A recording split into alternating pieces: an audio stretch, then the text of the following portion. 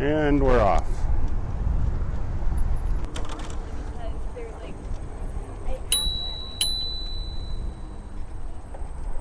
That's a nice bike.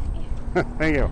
So, as means of an intro, The serious bike, Rob. there you go. I love it.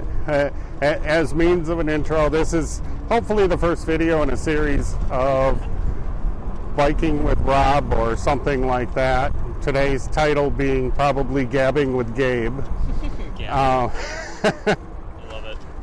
In which what we're going to do is just kind of ride around and talk about a few things. Serious topics, not serious topics.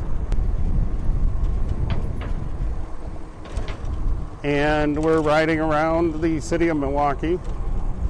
Right here is Lakeshore State Park. And all we're trying to do is have a discussion about something. And because of Gabe, the student at UW Milwaukee, one of his research topics is toxic masculinity. So that's what we're going to be talking about today. It's windy out here, so I apologize for the wind. We're both wearing mics, and I'm hoping this will, they will with windscreen, so I'm hoping this is going to work for what we want to do. And we may even stop and talk to some people depending upon who we find on the trail. So, Gabe, we've got a spot where you can ride up here. Tell us something about yourself. Something about myself. Yeah. Or introduce yourself. Give us a... I don't know. I guess I am a film-based photographer within the Milwaukee area now. I can say that confidently with being here with, 5 years now? Yeah.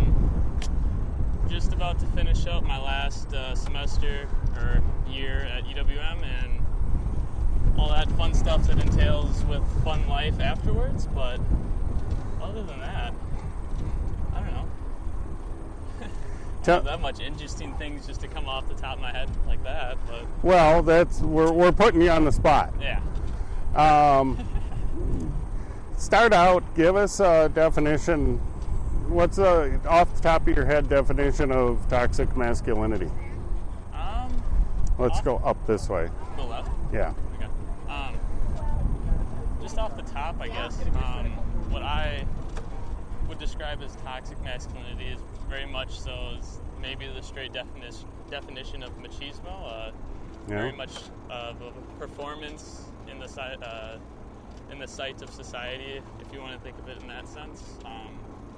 Something that, I guess describing trait or factor to that would be like,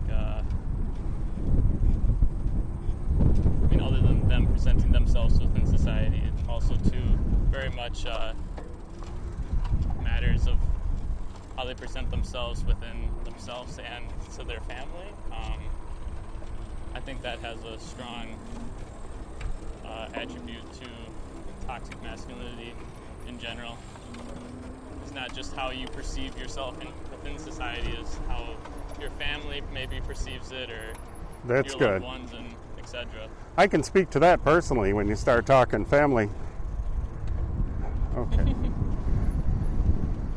Can't we all?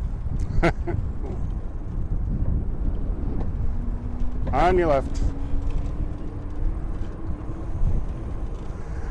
One of the things I'll also say is that when we're talking about toxic masculinity and having a conversation about it, one point is we're not experts. We're not professors. We're just guys who've grown up around it. Grown up in rural areas, not more rural areas, not that the rural means is the only place you have toxic masculinity, but just kind of the having having life experience about it. And anybody, any of the 10 people that I hope watch this, if you have any comments, research areas, other things to look at, let us know.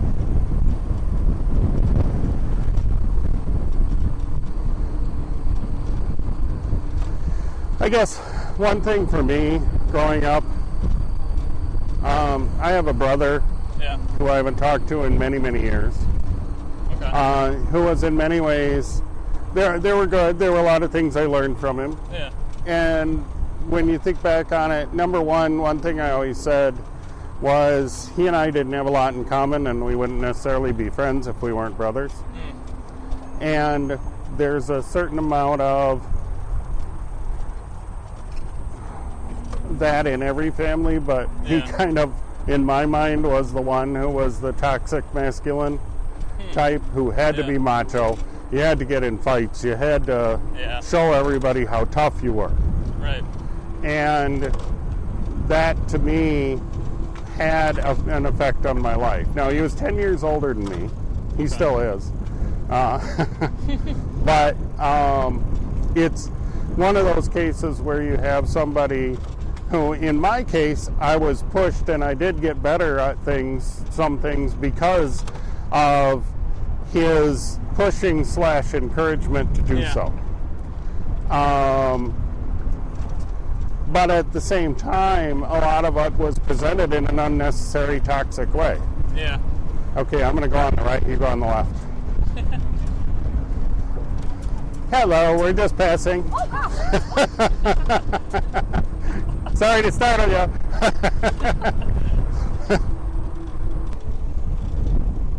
But there's a lot of it that is people experience through bullying and other things. Most definitely. I know there were times I was bullied in school, even though I have the luck of, quote, quote, of always being a big guy. Always being large. Yeah. People always assume they don't want to mess with me because I'm big and I could beat the hell out of them, even though I've never been in a fight in my life. I hope the cameras pick up the color of this, the nice reddish hue of that field of wheat or whatever it is back there. It's beautiful. Definitely. We should have turned around and gone the other way so that I'd get the lake behind you. Yeah. Okay. When we get up here, let's turn around and then loop back, and then we'll go up. What got you interested in the idea? I don't know. It was more kind of like curiosity throughout most of it. I think a lot of it, what really made me aware of it, I guess. So I was working at a diesel repair shop in Sheboygan, no name to be given, but I very much was intrigued by the tough guy poses that were put on there, and very much so the personalities that bled through into the workplace. But it was like, kind of like what you said, it was very much, I learned how to take some of that, toxic masculinity, quote unquote, and use it as encouragement, or, I found myself learning or getting better at certain things that I never really expected that I would, at least there. And that's kind of like where, a lot of those guys made me realize that, I'm on this side now. A lot of guys made me realize that, it wasn't it was something that I could do for the rest of my life. The only reason why I probably chose that I wouldn't want to do it for the rest of my life was working with all those doofuses. Right. And, and just putting up with that personality and that trait. It just got so old and tiresome. It's an odd one, but I've never been into American football. And I feel like there's positives and negatives about something like that as a sport. I happen to have grown up only being interested in sports that I played. Sports can be an example of positive masculinity in a lot of ways. Yeah. good sportsmanship, Yep. something like that. So when you're talking toxic masculinity, you're not talking like masculinity with negative. That gets into a whole topic of gender identity and other things. Speaking of football, here's somebody throwing a football on our right. On your left is Lake Michigan.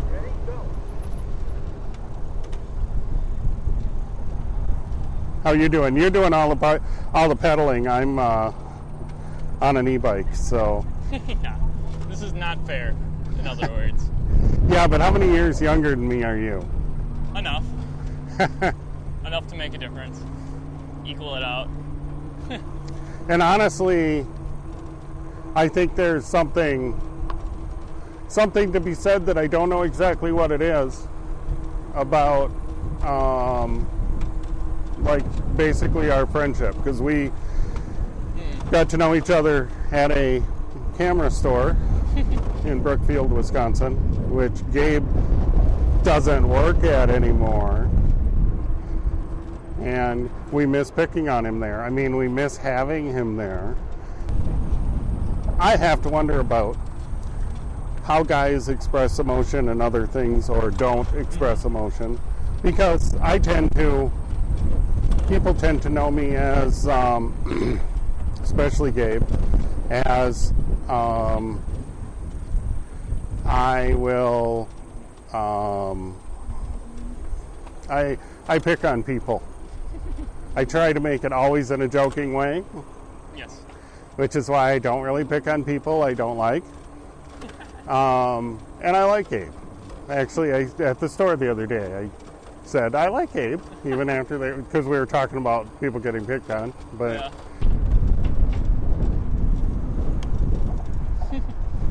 So the question is, how does the male and the men not being able to express true emotion? Yeah. How is that? And I sort of almost express it by picking on people. That's how I show people I like them, I guess. Yeah. But how does that relate to toxic masculinity in your view? I mean, that's like, it's almost a pretty basic example of it. I mean, a lot of the times, I don't remember exactly the author's name. He wrote a certain, I think it's called the Boy Code. And he came out with his second novel was the Man Code, and it kind of it bleeds those lines of kind of what you're discussing about with showing emotion in regards to that. As he stated in the beginning of the book, he pretty much says that a lot of these young men are taught to uphold these ideas and check all these boxes, and if you weren't able to check those boxes or uphold those ideas, you weren't either A, good enough, or A, masculine, and kids would find things like that to pick on and stuff like that. And I don't think you necessarily attest to that, but I think you found kind of that same facet of trait of using it as more of, I guess, in a better way, if you want to think of it in that sense, because you actually show people that you like them to kind of nitpick and point out those small things. But in the same sense too, it's not like you're really pointing out anything in general. It's pretty obvious when you do say something where it's like, yeah, well, can't argue against that. Any books you have, any reference you have that we could put a link to or throw up as word topics? Yeah. If we put this all together, would be good. Tough Guy Pose is a good one. Tough Guys 1 and 2 are both fantastic documentaries that pretty much talk about everything that revolves around, my, I guess, whole understanding of it, I guess. There's a couple books, The Man, The Boy Code. I don't know if that's roughly... I'll send them to you, Rob, the actual titles, but I know it's like The Boy Code, The Man Code. Those two books. Dangerous Book for Boys. This is a very good, somewhat interesting book. Not necessarily about toxic masculinity in that sense, but it's more of like this Boy Scout backpacking book of, go into the woods and build bow and arrows or forts or huts and all this other jazz. So it's along the same kind of,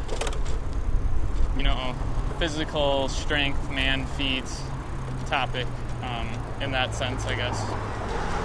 Oh, yeah. Like, do you have an example of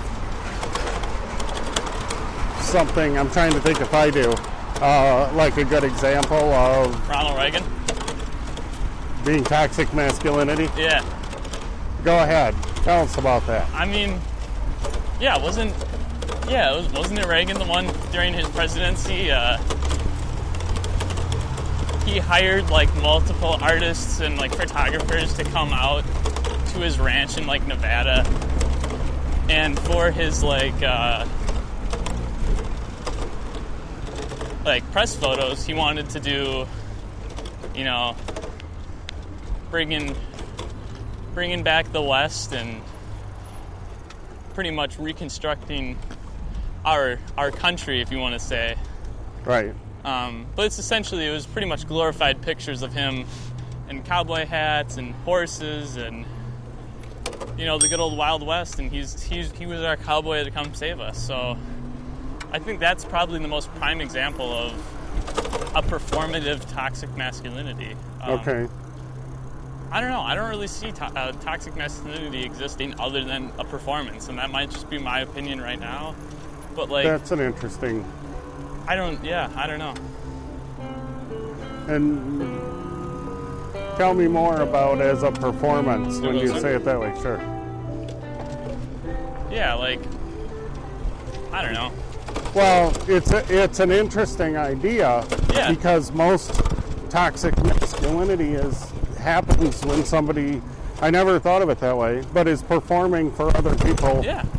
Trying to prove how macho they are. Yeah, I mean, it's like the same thing as gender performance, too. It's like what we do every single morning when we wake up and put our shoes on. It's like I could very well choose to be a girl today if I really want to, and then put on, different, colored pants or whatever, and it really doesn't necessarily matter. But, what I'm getting at with toxic masculinity behind a performance is, like, for example, through one of my series that I did through that diesel repair shop in Sheboygan, I very much found a golden example of that, where Travis was one of the workers there, and he very much so had this very machismo and toxic masculinity personality kind of behind him throughout the whole workplace. He was the one known to throw tools and break shit when things don't work, or, X, Y, Z. I could go on, but interestingly enough, he lived 10, 15 minutes away from me, and he recently married his spouse, and she had, I believe it was 5 daughters, and then he had 2 daughters on top of that. So when I was able to get invited into his house and photograph him, it was so the contrast between what I saw at the workplace and what I saw at home was so vast that it was him sitting there, braiding all 6 of his girls' hair before they went out for school or whatever, and kind of small things like that where not necessarily, I would label him as a toxic, masculinity male, but when I see him in that instance, do I really, uphold the same opinion? Right. So, I don't know. It was yeah. After looking at that, I mean, I don't know. That's a really good example, and what it kind of also talks about, there are a couple topics that you kind of passed that fall into what you were talking about, because one of the things about that too is boys who see only the toxic masculinity side think that's the way it is, to what it is to be man, a man. Right. And every time I say man, or you mention clothes colors that are considered more feminine, it's kind of okay, here are multiple other topics that we could be talking about. One of the things that I find sort of interesting in our conversation today is we're two guys of 2 different generations talking about it. Yeah. I'd like to know a woman's opinion in a in multiple. I don't want to censor somebody's opinion, but at the same time, excuse us. At the same time, I would love to be able to know academic female's version. Yeah. Feminist female version. Yeah. May or may not be the same person. And to some degree, I'm generalizing here, but Harley biker woman's version. Yeah. See, and opinion actually, on toxic masculinity. Going off that vein, Joseph, my professor, has told me to kind of, keep this thought in the back of my mind, but like, instead of, necessarily just going through and, kind of having that lens necessarily over men in that regard, he kind of brought up a very interesting topic of how, toxic masculinity, and if toxic masculinity exists in a house where it's just, say, a single parent and she's, the breadwinner within the house and she's raising the kids. Like, how does that, I guess, in communication discuss, like, kind of the same thing about, like, men? Like, why do men have to be, you know what I mean? Like, why are men that subject of that? But, like, it'd be interesting to see if toxic, that would bleed through into the different gender, but yeah, I don't know.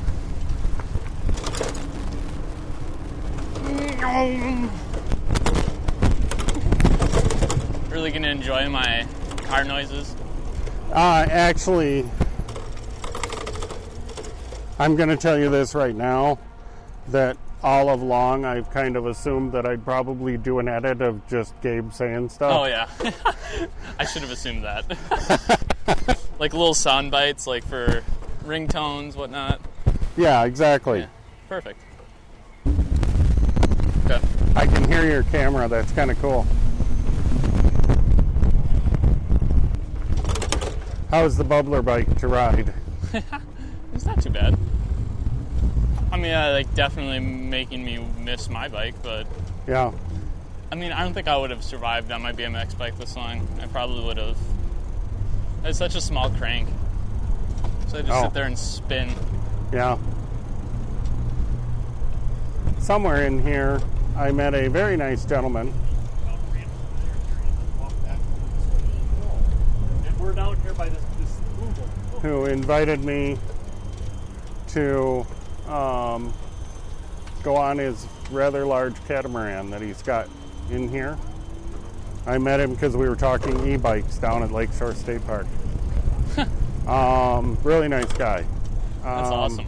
And I like the idea of going on the catamaran, but the honest truth is I kind of want to, he's photogenic, and I really kind of want to take his picture with his boat. Like, I want to go on the catamaran, but I want to take pictures of him. You know what I mean? I kind of want to, like, I'm a photographer at heart, so I want to be nerdy. This is a nice view. We're getting the city in the background. Oh, then you entered the view. Ta-da! All these big boats. Yeah. But in the next week or so, I'm getting a 16-foot boat that Wendy's uncle gave us. And my heart stuff and COVID, we just kind of put it off, but we're going to get it soon. And I want to fix it up. We're going to. Wendy actually wants to name it the Uncle Jerry because that's her uncle.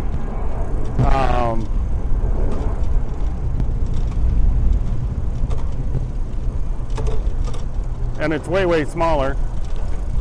It's way smaller than any of these because you can pull a skier or somebody on a tube. Yeah.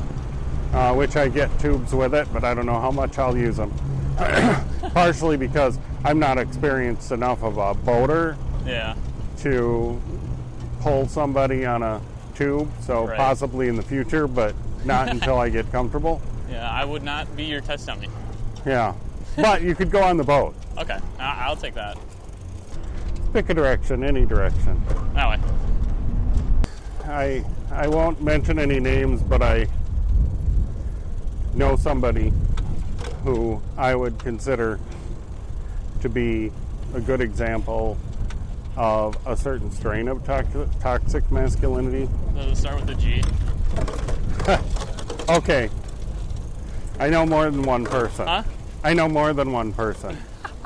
Actually, let's go left and loop up around the trees. What's up? Somebody who, in a lot of ways, I think there's a certain strain of toxic masculinity that he falls under that's man boy. Like super childish about things. Yeah. Never really grew up, and covers that up by trying to act tough and the stuff he says. Yeah. And it's hard not to laugh at it. I mean, it's sad, especially because of relation to him. I wish he wasn't that way. Yeah. But at the same time, there isn't much you can do about it. Right. Like, at what point do you go, okay, you've grown up this way with a lot of influences, this is your identity, Right. Is there any hope of changing?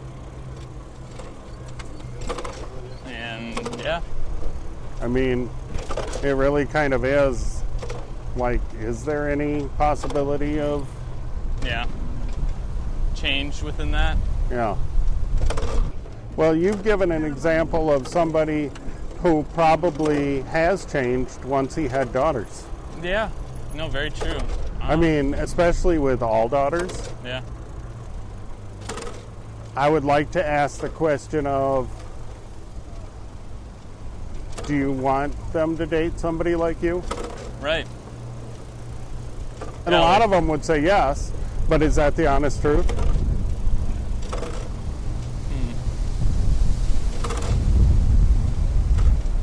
Yeah, I mean, like, I don't know. I feel like he would either have it's like kind of the two sides of every coin. You'd either have the really toxic and disgusting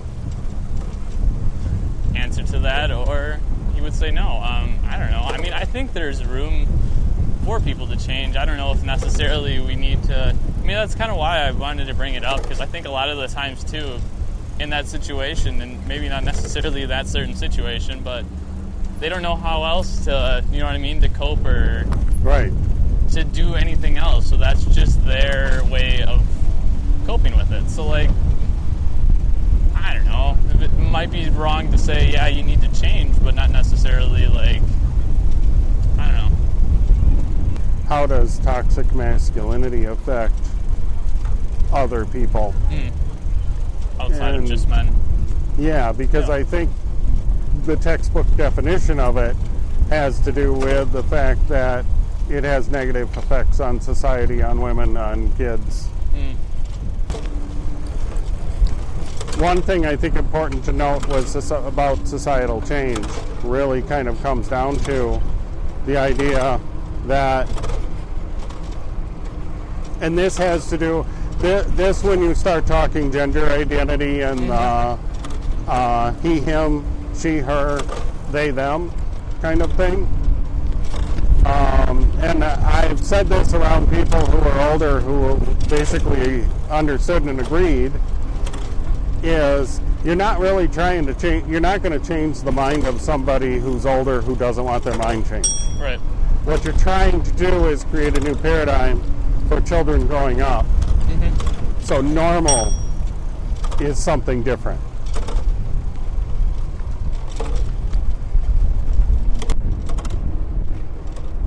So I think there's cases where change would be a nice thing, Yeah. if you could get somebody to change. Right. But it's not necessarily the end goal you can really hope for. You can hope for it, but it's not the end goal that prove success. Success will be proven when there's enough kids growing up who have a different view on the world. Right. And this is another sensitive topic, which is how many guys are, how do I want to put this as not an expert? Yeah. How many guys are afraid that they might be homosexual, and they cover it up with toxic masculinity? Yeah. I guess what I'm trying to say is the toxic nature around somebody being homosexual, Yeah. or gendered in any way, Right. as we get rid of that, is that one of the many factors that might help toxic masculinity Yeah. start to go away? Yeah. It very well could be. I mean, more recently than not, I mean, a lot of people. Oh, actually, here's a fantastic link to drop for the video. Obama did a fantastic talk about toxic masculinity and masculinity just in general. Yeah. And I just think now that like society has somewhat started to awaken from that slumber of like, hello, toxic masculinity, but I definitely think, I mean, with more time that passes, I think it should slowly seep out. It's just more about, I don't know, gaining awareness, because the amount of people that I've talked to about this stuff and said, oh, that's actually really, interesting that you say that, because, I've never thought about it that way, or, X, Y, and Z. So, I don't know. I think it's just more about bringing awareness to just more people in the public. Yeah. And that, simply that awareness will make hopefully a tiny, tiny dent at least in future generations. Yeah, so I mean, yeah, hopefully kids don't have to deal with that when they grow up. I mean, not necessarily even, this doesn't have to be generalized into just men. I mean, No. toxic masculinity bleeds through a lot of different facets. And it's not just what, men and what boys do. Yeah. But It's one subject among many, Yeah. however you want to put it. it's also, breaking that social patriarchy that a lot of us still hold near and dear to our heart. I don't know, I guess I can ask you this.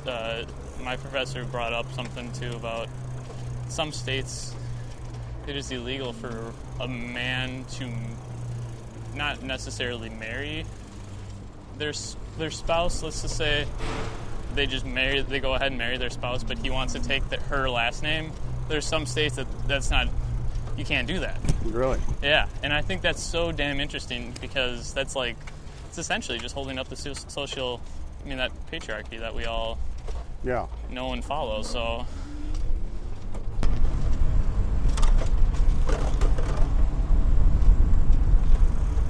I wonder about a lot of things, and I wish I knew more.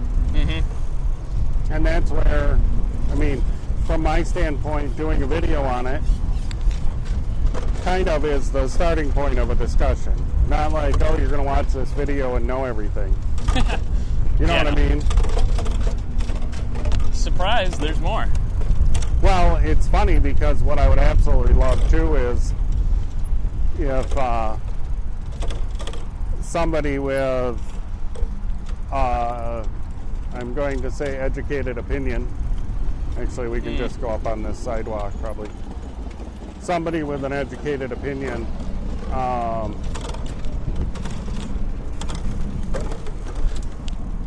it would be nice if they would